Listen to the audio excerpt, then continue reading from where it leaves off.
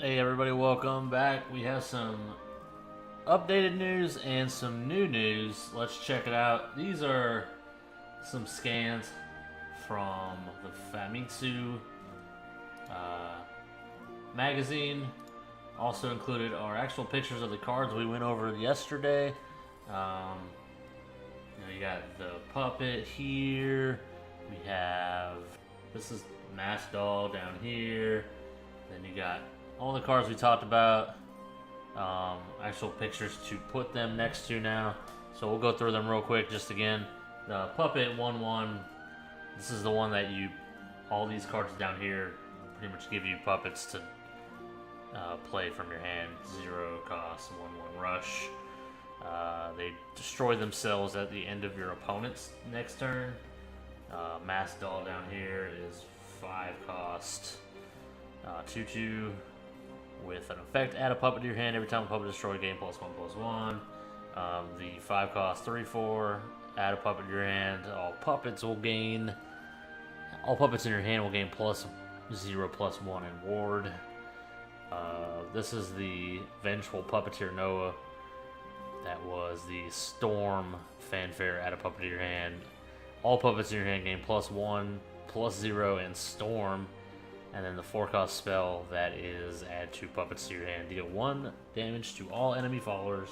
So here are the pictures. They also go, I guess, up here in the top right corner. They show off some cards that it's useful with, which is interesting as well. I also like how they still have Ephemera as a 4-cost. That's not how that is anymore.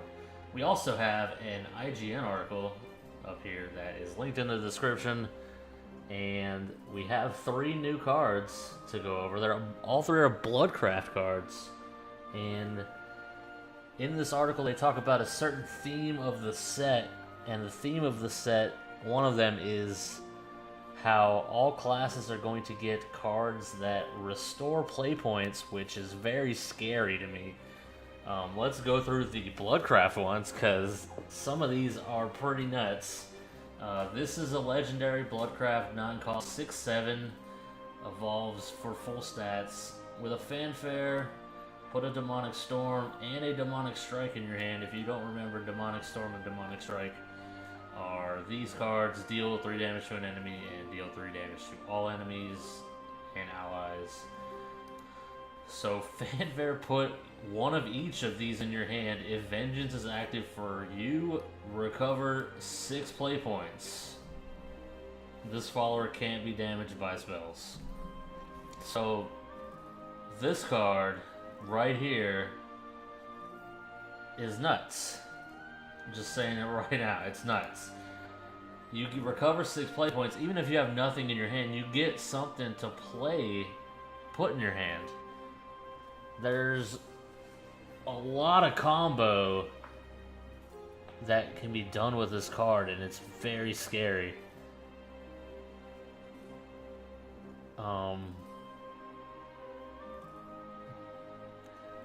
There's so much potential with this card, but it's so much potential in a bad way.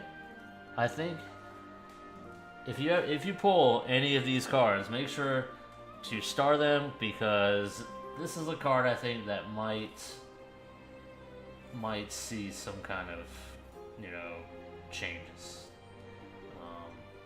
We scroll down to Reach of the Archdemon. The effect of this is deal 3 damage to all followers. If Vengeance is active for you, recover 3 play points. So basically, when you're in Vengeance, it only costs 3. Essentially, is how that is. 3 damage to all followers. That includes your own followers. So, I mean, a 3-cost AoE for 3 can be pretty scary as well. And then we have Blood Drinker's Brand with an effect. Deal 4 damage to a follower, give it Drain if it's a Bloodcraft follower. If Vengeance is active for you, recover 2 play points. This effect is very interesting. So deal 4 damage to a follower on 3. you could stop it right there, and it'd be an alright card.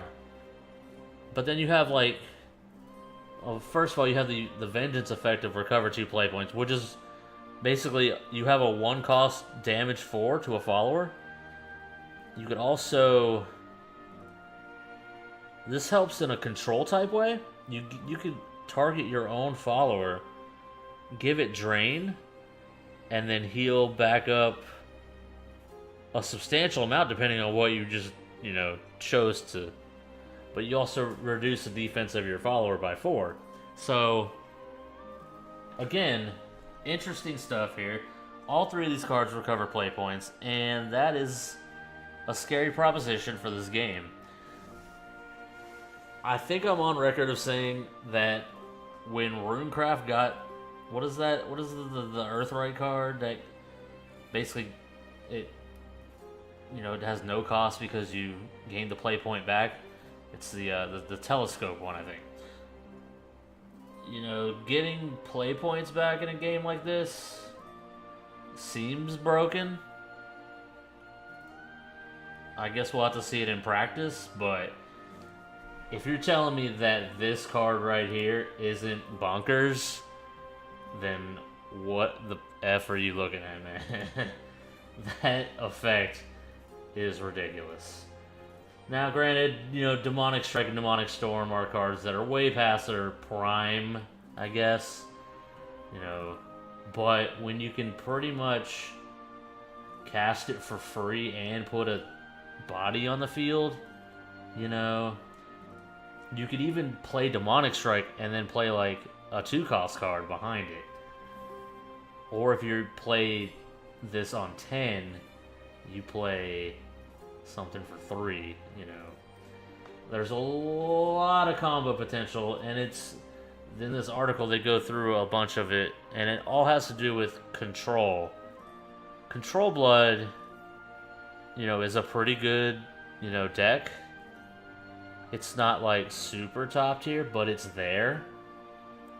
Stuff like this makes me believe they want to slow the game down a lot and make control a thing. Maybe not just for Blood. I'm very interested to see what else they come up with and reveal here in the coming weeks. It is quite an interesting take on everything. So that's all for today. I will link all of this in the description below. And until when they reveal some more cards, we'll see you then. So take care, everybody. Have a great day. We'll see you next time.